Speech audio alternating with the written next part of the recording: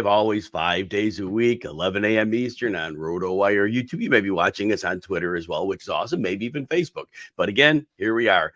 We're off Wednesdays and Thursdays during the regular season. And again, you won't want to miss the Sunday start sit show. Man, I almost said that too fast.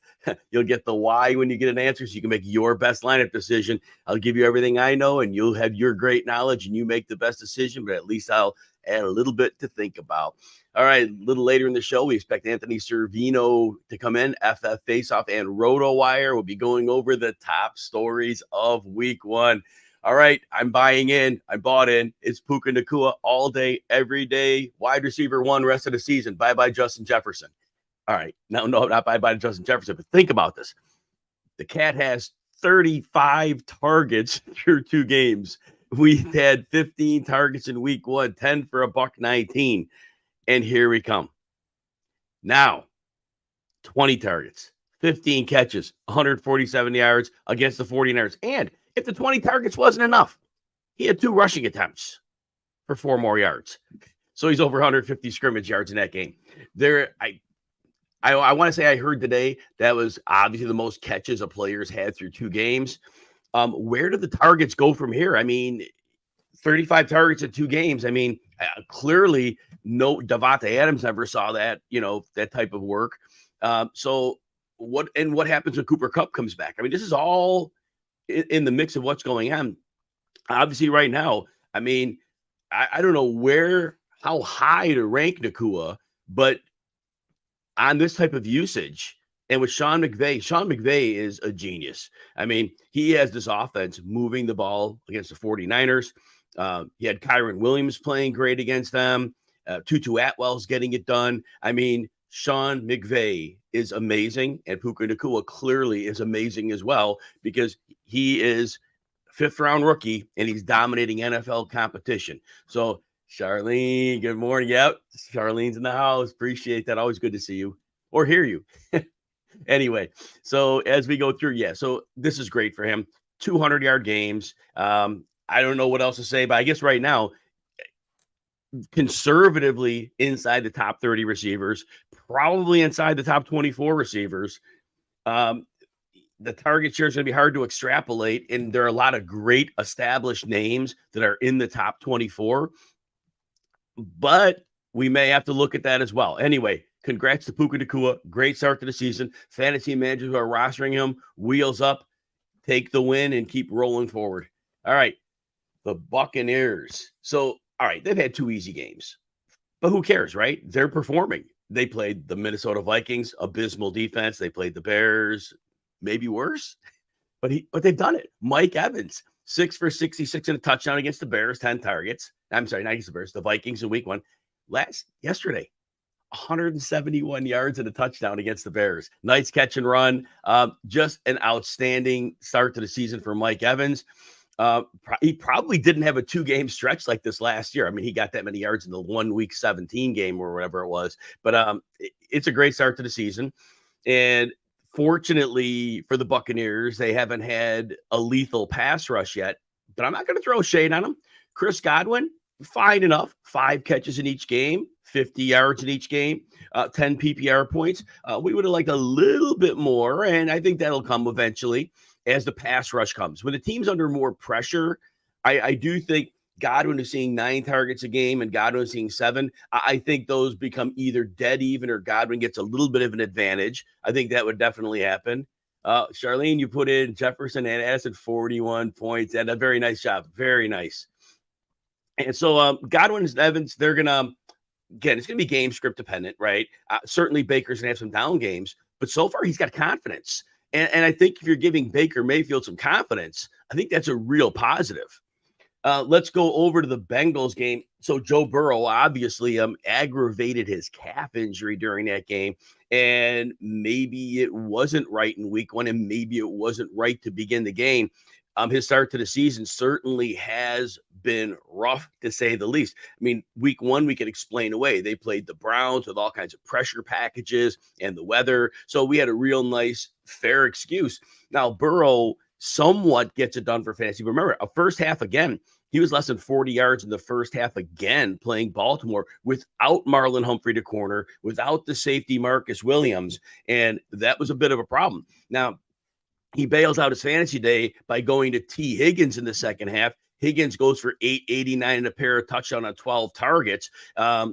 Chase and Higgins are both seeing a very strong number of targets. I want to say 17 targets at 2 games for Chase, and I want to say it's 20 targets at 2 games for Higgins. And but Higgins got on the board twice. Chase had another just meh game. You're expecting a whole lot more, but this is going to be problematic right now if Burrow's calf is not right, because the offense is very narrow in its scope, and they count on Burrow he doesn't play hero ball like he just like playing every play last play of the Super Bowl, but he definitely he has to be 100% health, because defenses are going to try to make him a little uncomfortable, make him hold the ball longer and make him move. And it looks like he doesn't want to move. He ran for the 5-yard or so run, but that's when he pulled up on his calf a little bit. So we're very nervous right now about the Bengals. We don't know the status of the calf. Charlene, I'm glad you brought up Cam Akers. I'll talk about him in a second. So anyway, I'm look, Joe Burrow's a superstar. We don't question that, but if he's not healthy, there's a problem there. And it may be a problem driving the ball downfield. So, the consistency there. So there may be an issue with that. So right now, look, Chase and Higgins are still getting their targets. So, maybe, obviously Higgins had the ceiling game here, but maybe the ceiling isn't what it was until Burrow gets completely healthy. But at least Chase and Higgins will have strong floor. I know that's not why you drafted Chase for a floor. You drafted for the combo floor and ceiling. But again, without knowing the medical diagnosis and the setback, if it's going to be something that's long-term, it is indeed a problem. Charlene makes a great point here. And I was thinking about this morning, and I didn't put on the show sheet because I wasn't thinking since then. But Charlene picked up Akers this week, hearing he's on the trading block. And that's what morning, Albert. And that's what I thought would happen, because last year they deactivated him for a couple of games. He was almost like kicked off the team for a while. They brought him back and he played well. And now all of a sudden, after week 1, disgruntled employee, and that's had to be what it is. I just think that Akers and Sean McVay don't see eye to eye on things. And I think McVay just punishes him for that. But I think Akers will get traded this time. Last year, they worked things out. They brought him back and he was fine.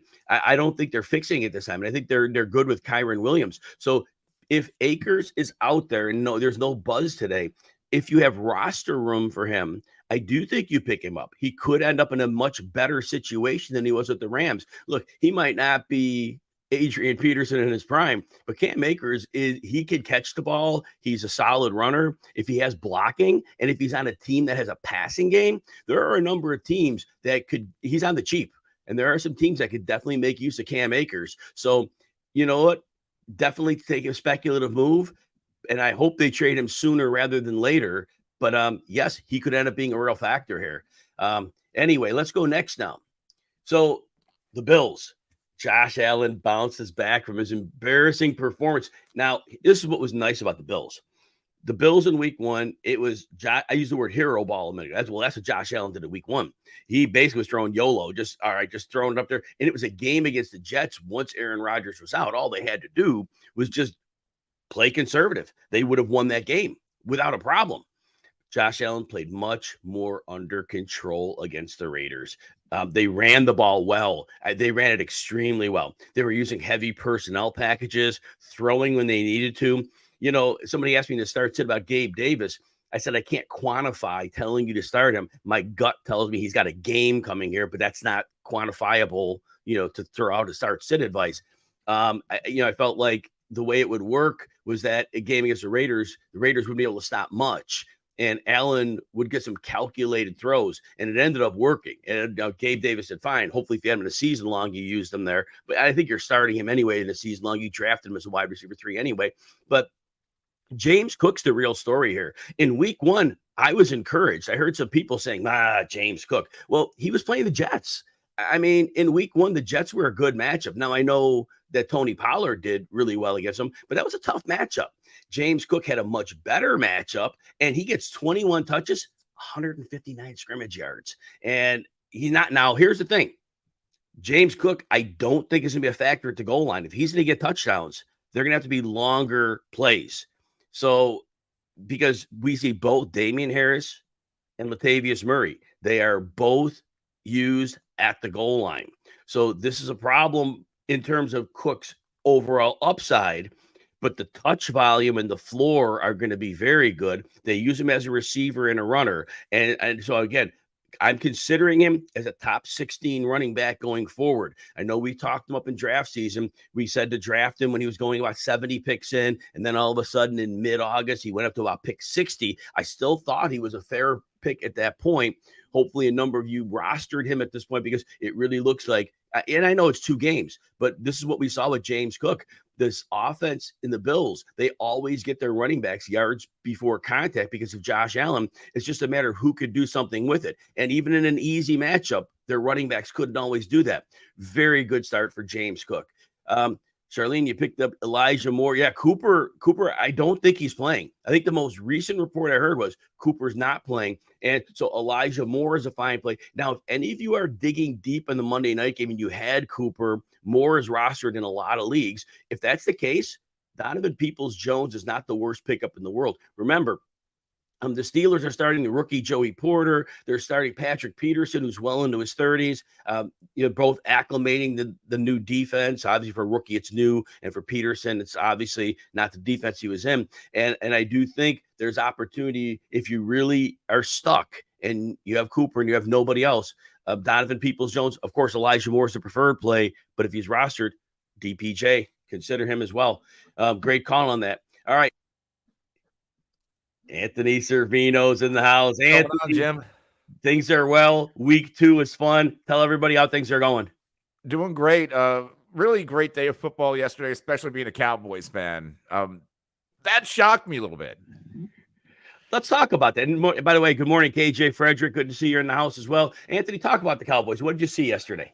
I saw that this Jets defense, they're not infallible, but on the other side, Dallas offensively, like Dak Prescott was, especially in the first half, was really surgical. CeeDee Lamb really stood out to me, where when we talk about these elite next level receivers, I don't feel like CeeDee Lamb is mentioned in that conversation, but seems like every year he is better and better. And that is a really good Jets secondary. And CeeDee Lamb really had his way. So I think my question coming out of this game and really the first 2 weeks of the season is, how much are the Cowboys really missing Kellen Moore? I know that was a big narrative from a lot of people this offseason. Oh, how do you let Kellen Moore go? This offense has not skipped a beat.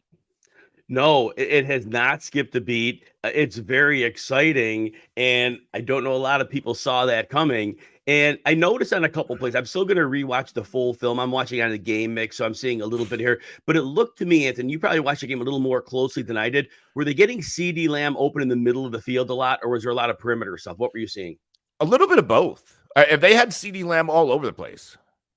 Yeah, and that's the thing. He's a versatile weapon. I knew they would have to get him in the middle of the field some, because I think you wanted to avoid Sauce Gardner if you could, as much as you could. But as we know, and Anthony points out, CeeDee Lamb is an elite player.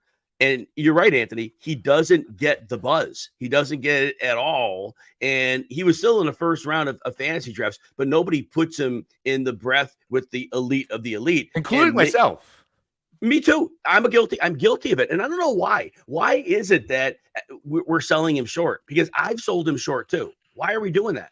I mean, I don't know, but, like even in week 1, when they really didn't need much offense, CeeDee Lamb only 4 targets, but caught 4 for 77, mediocre day, still gets you 11.7 PPR points. But then yesterday in the game against the Jets, 13 targets, catches 11 of them for $143, pops off for 25.3 PPR points. And then you see, and that's what Brandon Cook's out. I thought there would be a little bit more focus on CeeDee Lamb, but they got the 2 tight ends. They got the rookie Shoemaker gets in the end zone with his first NFL catch ever. Ferguson gets in the end zone. And I believe Jalen Tolbert, who was a non-factor all of last year, looked like a bust, ran the second most routes on the team. Yeah, Jalen Tolbert played a lot of snaps. I have the snap count in front of me here. Tolbert played 68% of the snaps. I got 72 on the RotoWire. Well, and I got this directly from NFL. Okay. So yeah, NFL GSIS. But so anyway, it's fine. RotoWire probably gets from a different service, but that's good. Close enough. Saugers in the house, welcome aboard. And Eric, yeah, sorry about that. I know anybody asked me about Puka Nacua yesterday. I just did not think that there was a world against the 49ers where he would go off. And I talked about at the beginning of the show. Anthony, he has 35 targets in 2 games. He did 100. He had 119 yards in the opener in against Seattle. He had 150 total yards against the 49ers. He had a couple of rushes. What are we doing here? I mean, how high are we ranking him? After 1 week, I said, okay, I need to see a little bit more. And I think we're going to get, he's going to be tested. He might come back down to earth a little bit against San Francisco.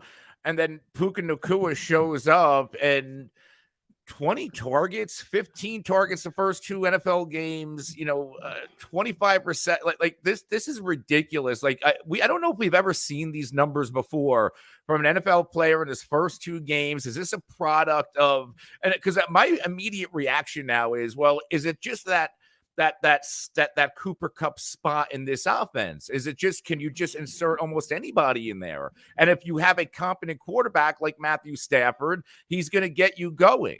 Or is Puka Nacua just the real deal? And he just fell to day 3 in the NFL draft. So I have a lot of questions, but it seems like in fantasy football, you have to start putting respect on Puka Nacua's name, and now you go to the struggling Cincinnati Bengals, then you go to the Colts the next 2 games. Philadelphia hasn't been doing a great job defending the pass in the first couple of games, so a really nice next 3 weeks. Then the Cardinals, then the Steel. Like up until the Week 8 Dallas matchup, Puka Nacua could be on cruise control. What happens to Puka Nacua when Cooper Kupp comes back? You have to start him in 2 wide sets. Like, I don't know how you take him off the field. Like, Van Jefferson and Tyler Higbee have become like non-existent in this offense, especially Jefferson. And I think, how the Rams have to play their hand when Cooper Kupp returns in 3 wide sets. You have Atwell, you have Cooper Kupp, and you have Puka Nacua. When Cooper Kupp comes back, this is certainly going to be his wide receiver room. He's a better player, better athlete. So yeah, that's going to dig into his fantasy value, but I don't think he's just going to fade away. He's just not going to be getting these, 10, 15, 20 target games anymore when Cooper Kupp comes back. Now, I want to put some understanding and balances. I'm looking at Cooper Kupp's Superman year of 2021. He had 1 game with 15 targets. The rest of the games, it was 13. He had 114 in the playoffs. In the regular season, he had 15 and at 13. So Nacua has already blown away the best 2 target games that Kupp had. Kupp had 3 games over, I believe, 130 yards in the regular season. No, in the regular, 2 games. He had 2 games over 130 yards in the regular season. That's all he had. Puka Nacua already has 1. So, and that was the Superman season of Cooper Kupp. That's how crazy this start is. Any words on that, Anthony? Going back to that, like, what else did Cooper Kupp have around him? Because I know that the personnel was a little bit better around Cooper Kupp, so there were more options. Like, yeah, okay, like Tutu Atwell's he's playing well, but like this is a really depleted Rams personnel that not only Matthew Stafford but Sean McVay is getting the most out of. So how much of this is playing into the role that Puka Nacua has to play in this offense? 100%. They have a question about this. I want to real quick, Dave. We'll get to our takeaways in a second. Horns fans asking, is Puka in line with Waddle, Metcalf, and Olave to start him? Are we at that point where if you have a lineup question now, are you at that point where you're saying Puka or any of them? I might start him over Metcalf. Yeah, I think he has to be at that point. When you're getting this target share, I don't know how you leave this target share on your bench. And until Cooper Kupp comes back, which is what, at least week 5, then we have to assume that this target share is going to continue, especially in these matchups that they're going to play. Wow. Unprecedented, very exciting. All right, let's go on. The Houston Texans. Look, CJ Stroud has no offensive line. Week 1, down 3 starters. He lost Laramie Tunsil yesterday. So both tackles are gone. The center and the backup center are gone. One of the guards is gone. The only man standing is Shaq Mason, who was with the Bucks last year and the Patriots before that. CJ Stroud, they're trailing. Well, in week 1, let's go back. Week 1, it was still okay. He didn't throw a touchdown, but 28 of 44 for 242. To me, that was impressive.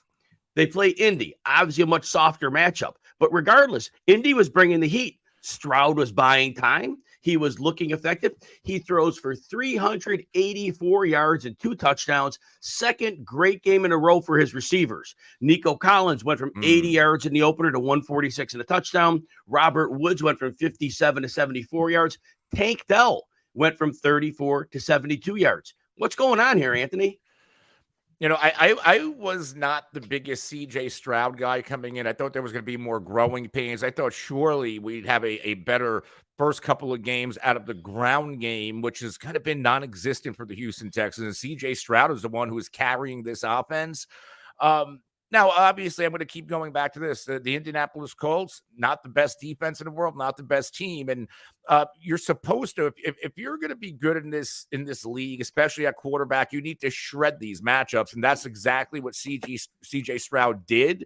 And he gets another, I don't want to call Jacksonville a layup, but again, they have a lot of growing to still do on defense. So I think there should be another good matchup.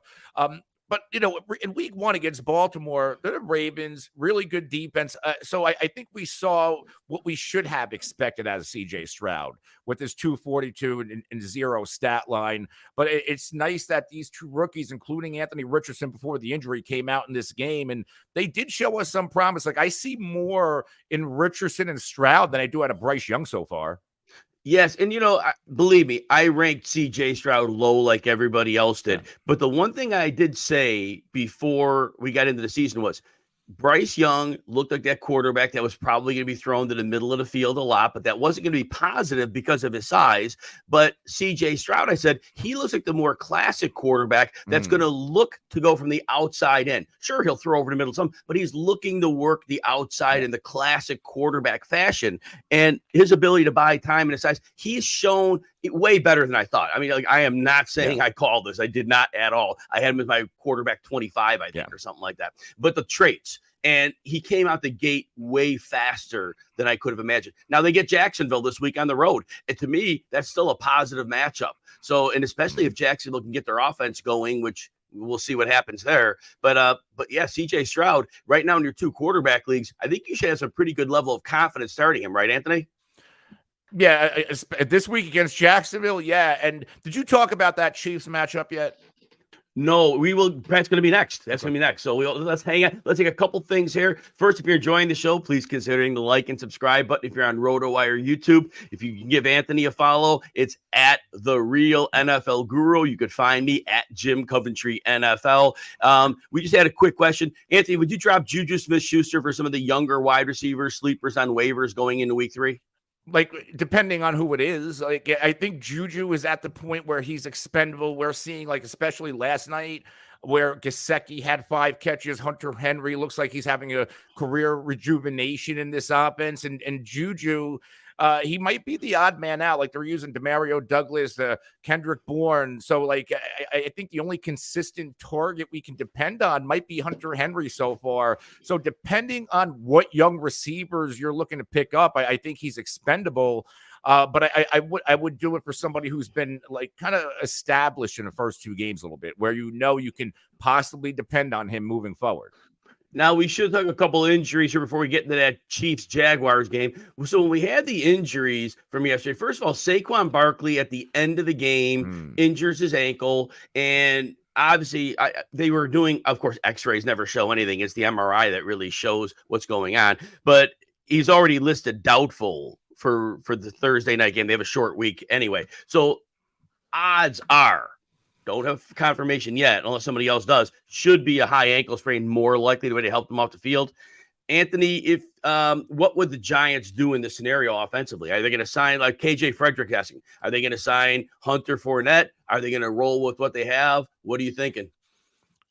You know, they might just roll with what they have, and what they have is like Matt Breida and Brightwell, and I think they drafted a rookie Gray possibly. Yeah, Eric Gray, right? why wouldn't you go put that phone call in, depending on how long? Now, I think length of injury is important here. If, let's say, knock on wood, it was a season ender, you're probably going to make a phone call. I would at least make a phone call on Cam Akers, who is set to be on the trade block. I would maybe bring in Kareem Hunt or Lenny on a visit if this was a long term. If this is going to be, well, because some of the reports are suggesting, okay, short week, maybe he'll miss this week, but come back. Depending on how severe this ankle sprain is. So that's what the Giants are going to do. I think they're going to react to the timeline of this Saquon Barkley injury. But, fantasy football, immediate reaction, if they go with what they have, you're probably going to want Matt Breida. And I think the sleeper, because I know there were off-season rumors saying that they moved Paris Campbell into the backfield a little bit. He might get some run there.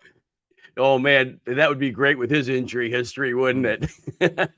but yeah, so I think those who are waiting on Barkley, I think the good news is we should get information today. My guess is we don't get much past 1 Eastern, and we'll have some type of news as to what's going on with him. So kind of stay tuned for that. We definitely can address that on tomorrow's show. Definitely do that.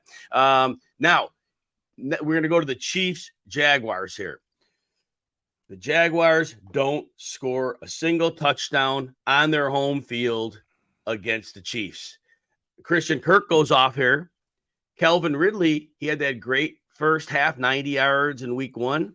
He hasn't really done much in the 3 halves of football since. He ran to the goalpost on a possible touchdown. Unfortunately, he was okay from that. But overall, the Jaguars are in a funk. They couldn't get Travis Etienne going. It was a problem. What happened here, Anthony? Are we underselling the Kansas City defense? Because, even though they lost week 1, their defense did manage to get to Jared Goff, and then they get Chris Jones back yesterday.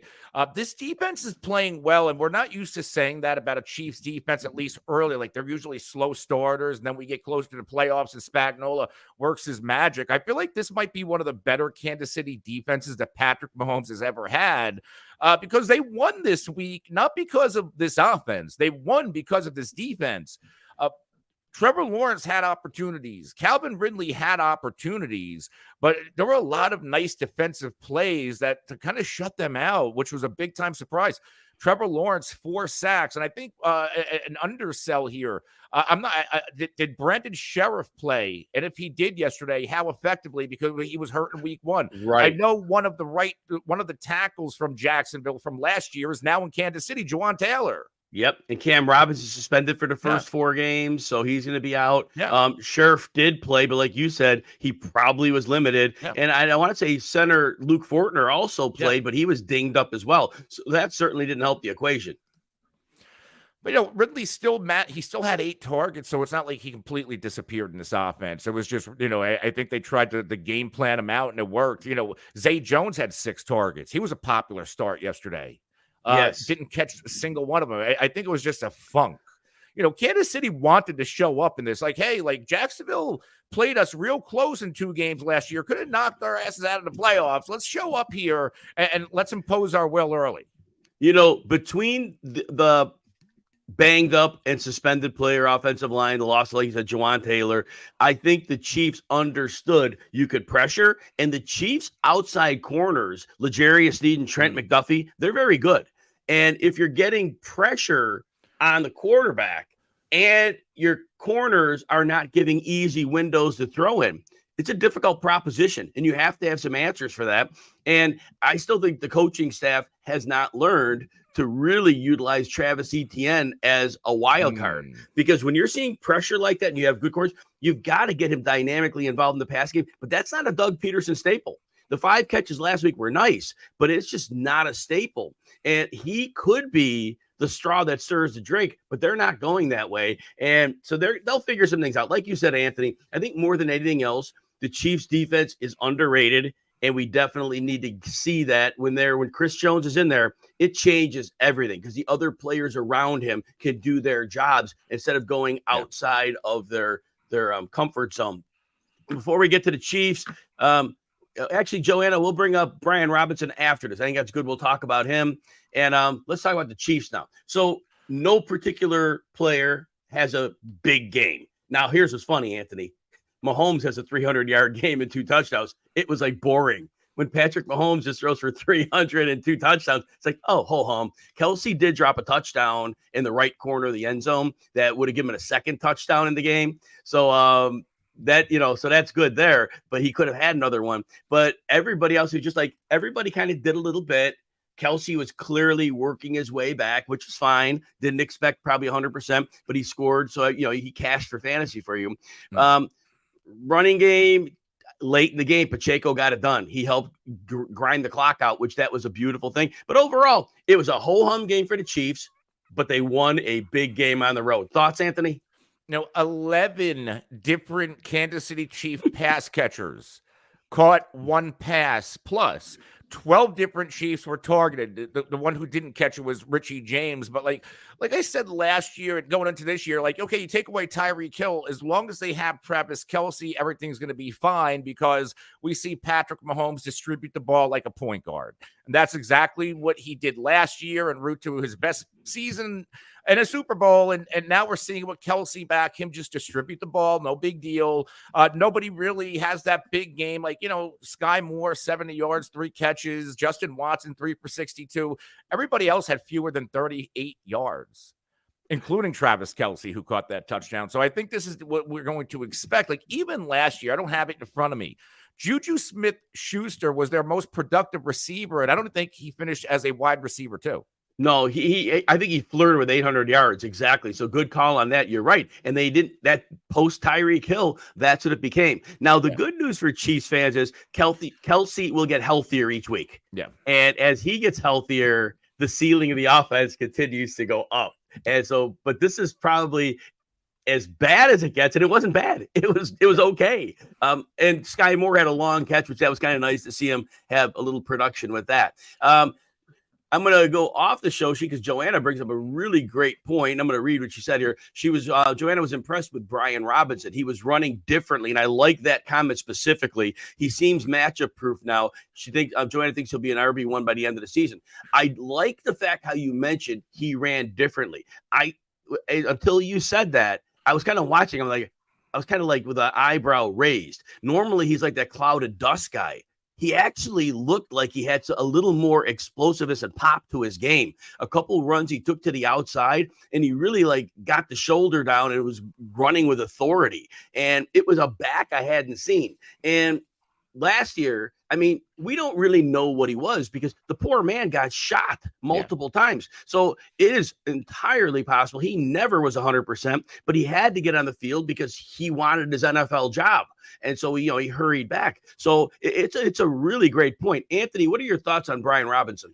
I'll admit Brian Robinson was somebody I did not draft enough of. I was drafting Antonio Gibson instead. I got really enamored with Bieniemy and that proverbial Jerick McKinnon role, and Antonio Gibson he's just a non-factor right now, where Brian Robinson dominating snaps, dominating touches, and he's being super efficient with the touches he's getting.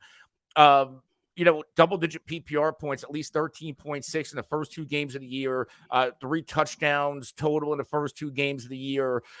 What's special, I just don't know if the stats are updated, 2 for 42 as a receiver, 1 for 7 and touchdown receiving in week 1. So Brian Robinson's kind of doing it all. And I do like that point. He is running differently. He looks a little bit more loose, is a little bit lighter on his feet this year. And for the Commanders overall, this is now, Sam Howell's 3-0 as a starter dating back to last year against Dallas.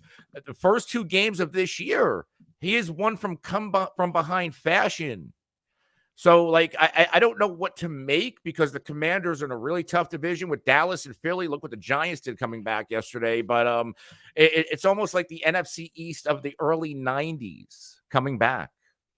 Now, I agree that we see a lot of Brian Robinson that's good, and I believe he is going to continue to be a big part of that offense. So like Joanna says, I'm in on that. Gibson, I'm invested in Gibson.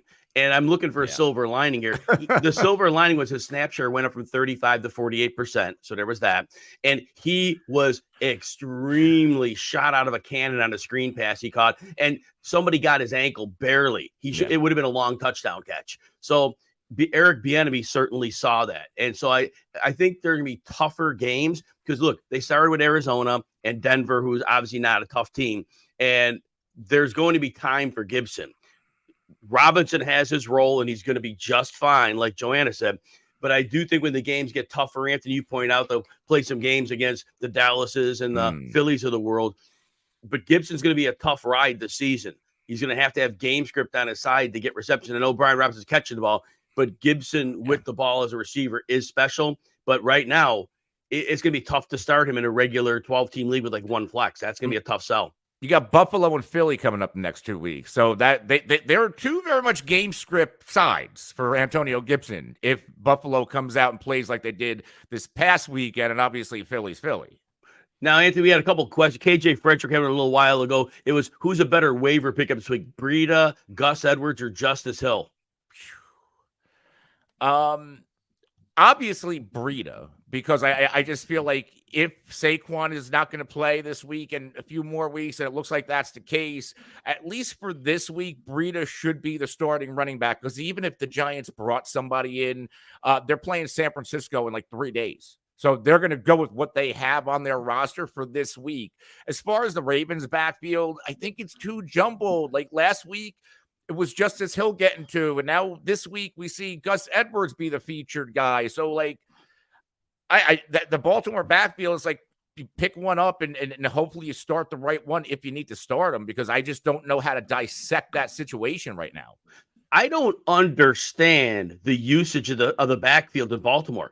I can't figure out why the heck Justice Hill, who's like a terrible receiving back, is getting this work over Gus Edwards. Gus Edwards had 6 yards a carry yesterday. He had 4 yards per carry in the opener. Justice Hill had 1 yard per carry in the opener. He had 3.5 yards per carry yesterday. When Gus Edwards is on the field, he's a flipping wrecking ball. He's been 5 yards per carry every season of his career, even coming off an ACL last year. Why the hell is Justice Hill getting more snaps than Gus Edwards? I do not understand this, but Edwards has been more productive. Was obviously the 2 touchdowns for Hill, but he was way more productive yesterday. Yeah. But like Anthony Cervino says, well, if he's going to play less snaps than Justice Hill, you're really treading a fine line. So Anthony says Breida because, well, he's going to be on the field, and Justice Hill and Gus Edwards, who knows what John Harbaugh is even thinking and how you don't, but they're playing Indy this week. I'll tell you what, Justice Hill is getting another 1 yard per carry game. If anybody has a chance to do a little something, it's Gus Edwards, because the front forward, DeForest Buckner and Grover Stewart, they're beasts. So anyway, Anthony, I think you're probably right on that one. And then one more question before we move to our next thing here. Let's see what else we got here. Thought we had one more question. No, maybe here. Is Josh Kelly worth holding on to? Or is he droppable for Breida or Gus Edwards? Here, before Anthony answers, all at the end of last week, I told people Josh Kelly probably gets about 13 carries, about 30 yards. I think he got to 39. You don't run on the Tennessee Titans. It's that simple. Josh Kelly, I like him. He had no chance. Nobody has, unless you're one of those backs that can break out that occasional 40-yard run, then maybe you get lucky with one of those. Otherwise, you're not running. I think that Kelly's going to have a role each week. He's going to be flex viable with maybe a little bit more. Anthony, your thoughts? I'm with you. Josh Kelly, from what we saw in week 1, I know Eckler didn't play. Like, my narrative for Josh Kelly is Kellen Moore and how Kellen Moore used both Zeke and Pollard. They like to use that 1-2 punch, and we saw that a little bit in week 1, even when Austin Eckler was healthy. Obviously, Eckler was out.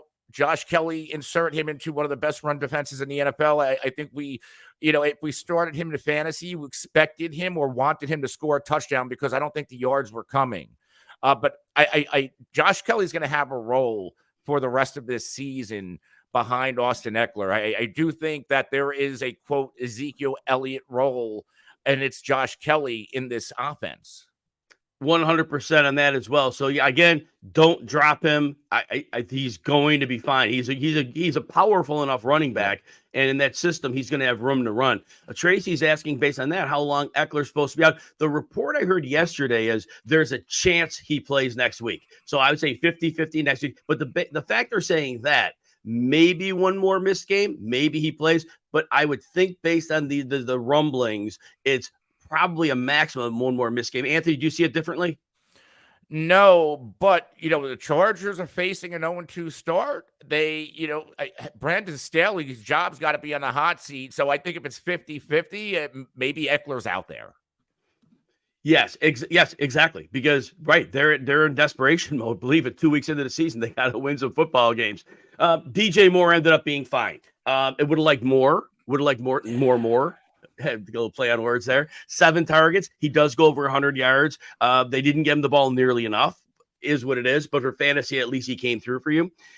Chase Claypool actually had one more target to DJ Moore, but hopefully the team learned something in this game that DJ Moore can't flip the script. And I don't know why they're not force feeding him, because that's kind of the whole point of bringing in someone like that. What's the outlook for DJ Moore? I'm a little concerned.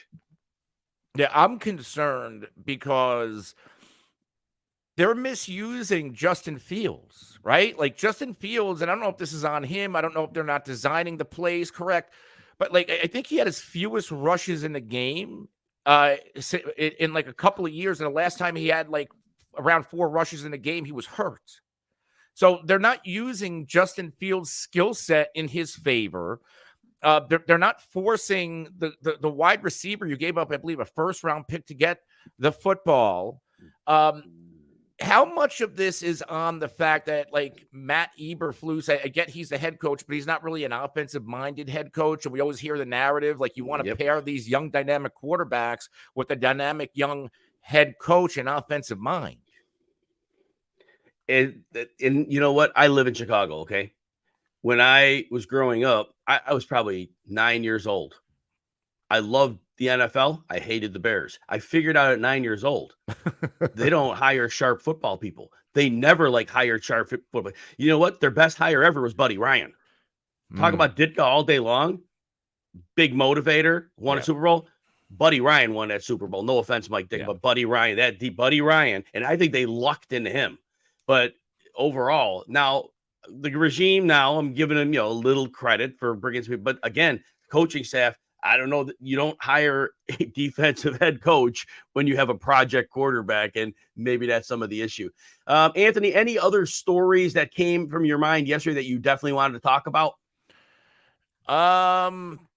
That's a good question. Let me give you a second. I'll give you a second to think about it. Look over the schedule, and I'll talk about James Conner for a minute, and then you can tell me if there's anything else that you want to close out with. So, look, James Conner, I get it. People hate the Cardinals. I get it. They have no offensive line, but the guy just keeps getting it done. Opening weekend, that rougher matchup against the Commanders, he goes 14 for 62. It's over 4 yards to carry, catches 5 passes, only 8 yards. Yesterday, what does he do against the Giants?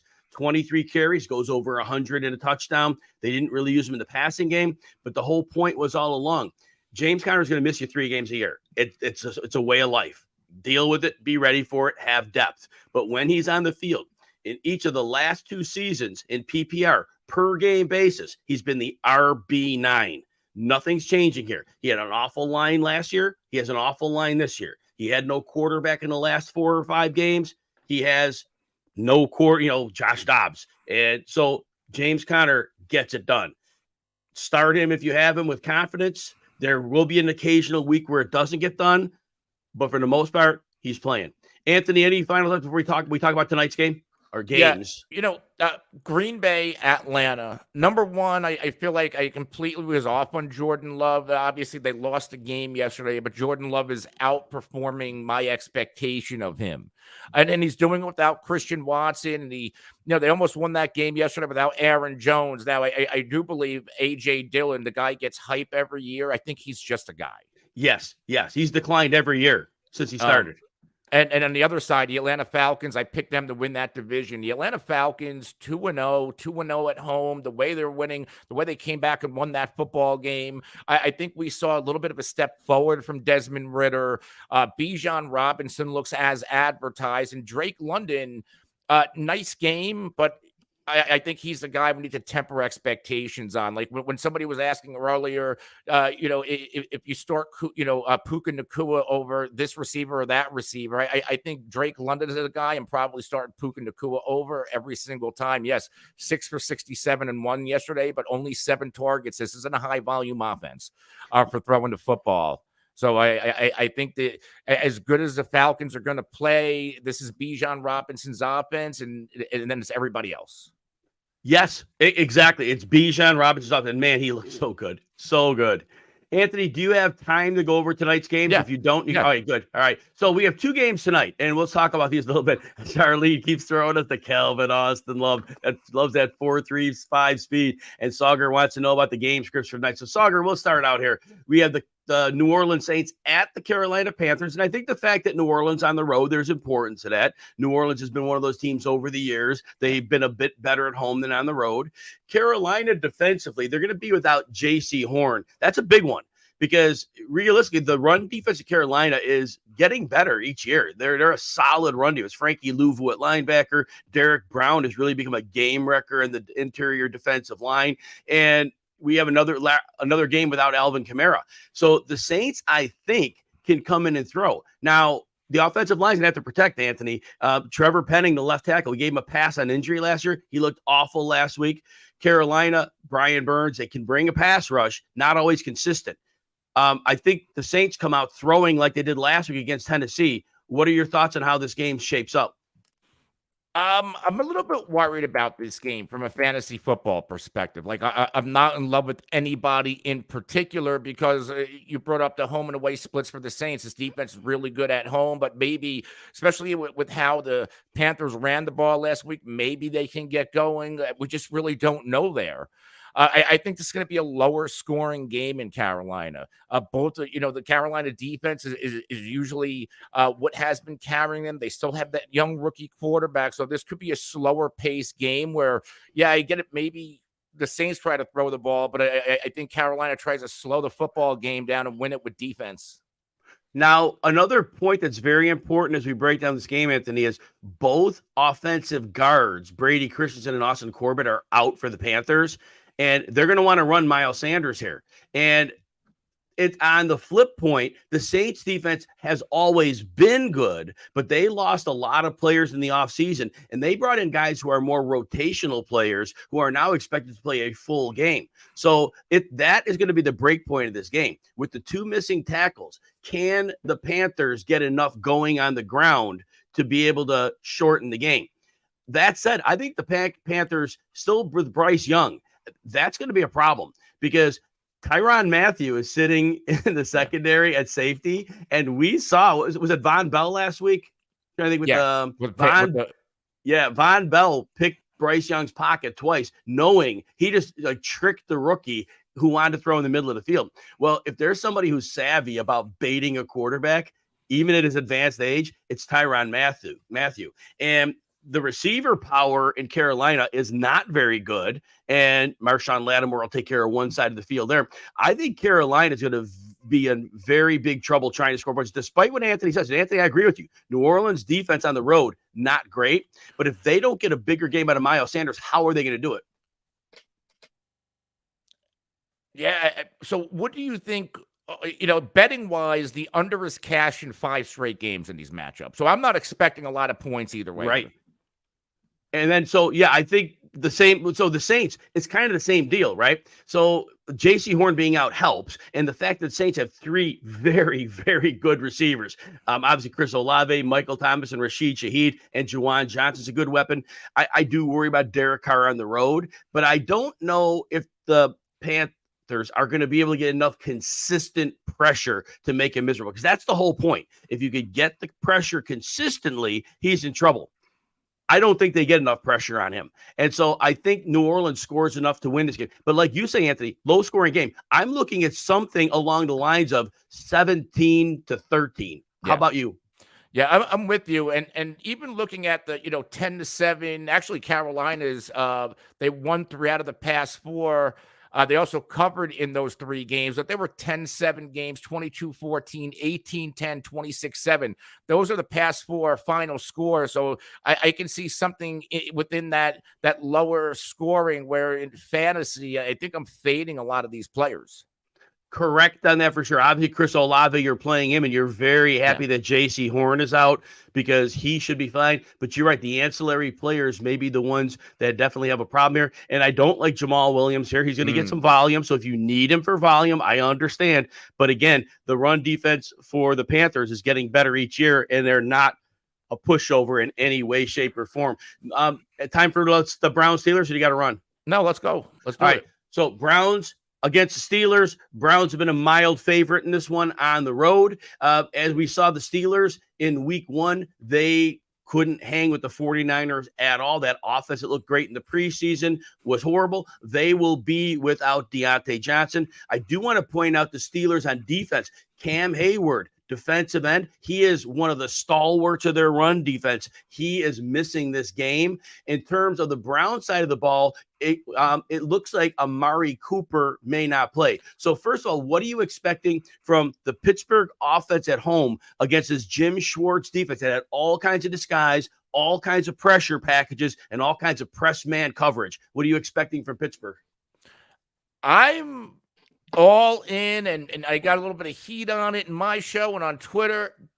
Najee Harris. Yes. Najee Harris game. History says in 4, and teams change, things change, that's changed. Sometimes, go ask Tom Brady, who's had Atlanta's number for 20 years, 2 different teams. That sometimes you just have a team's number. Najee Harris, 4 career games, 4 touchdowns. Najee Harris, I believe it's at least, 16 PPR points in every game he's played. He gets the volume. He gets the rushing yards. And I think he's caught at least 3 passes in 3 out of the 4 career games. I think if the Pittsburgh Steelers are going to stay in this game and win it, it's going to be on Najee Harris. Oh, my gosh. It's a fantastic call. And I know last week Jaylen Warren played a lot, but it was a weird game. Najee looked really good on the 6 carries. It was only 6 carries. He looked good. But, my thing on last week is Warren's supposed to be the passing down back. That was basically a negative game script halfway into the third quarter, and Najee still had more snaps. Najee still had more snaps. Wouldn't it sway the other way?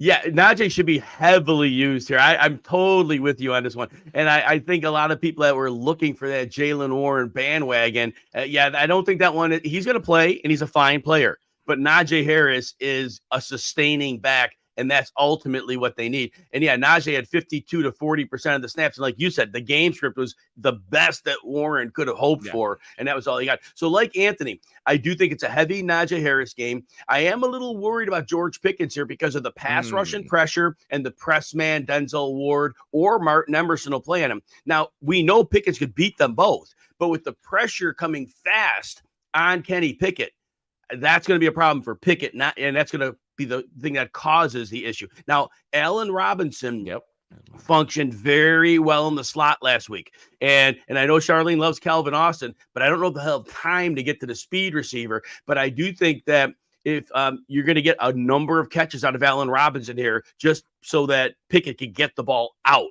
So I think there's going to be some opportunity there. So for fantasy, like Anthony said, it's a Najee Harris game. If you're desperate, you can flex Allen Robinson, the Cleveland side of the ball. So Amari Cooper being out, I do think that is a big deal. Now, they lost Jack Conklin to injury last week, but DeJuan Jones is a massive mass of humanity. He's like over 350 pounds. He's like nearly impossible to get around. So I know DeJuan Jones is not Jack Conklin, but this is not some massive downgrade. He is going to cause problems to teams that are trying to rush his side. So all that said, what do you expect from the Cleveland offense here?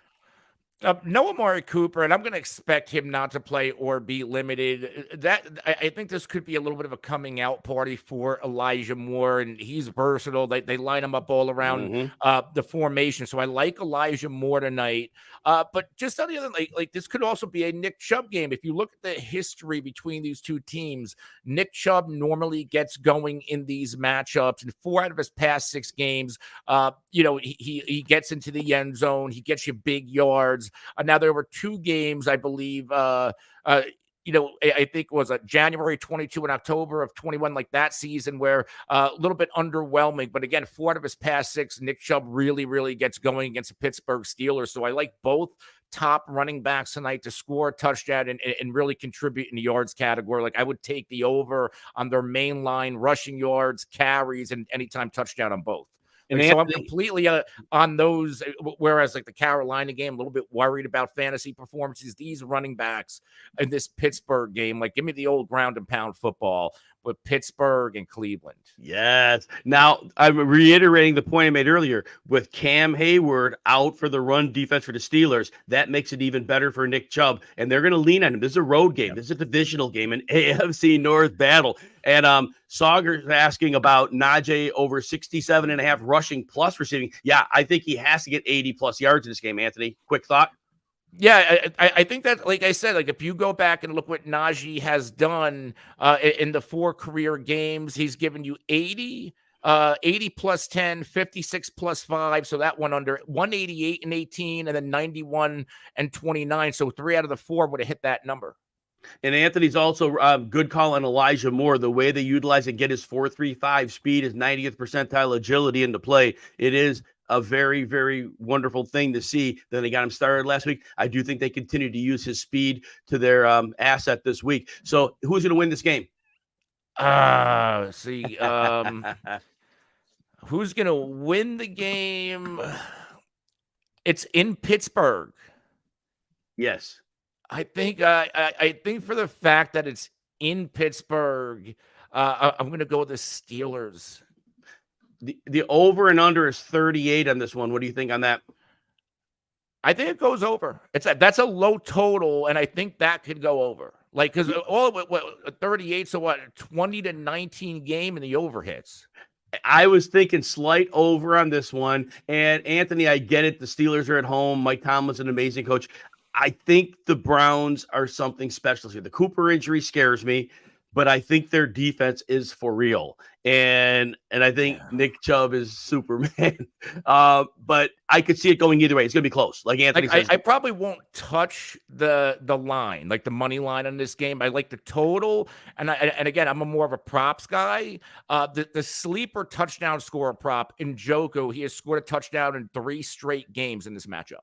Oh, that's a good thing. I like that one. So Anthony's taking the Steelers. I'm taking the Browns with not a ton of confidence here. I would rather take the minus 135 minus than the -2 because I could see it being a 1-point game. Anthony referenced 2019. I could so see that happening.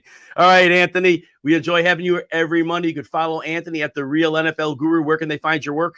Obviously, working here at RotoWire Gambling Group and over at the FFAceoff.com.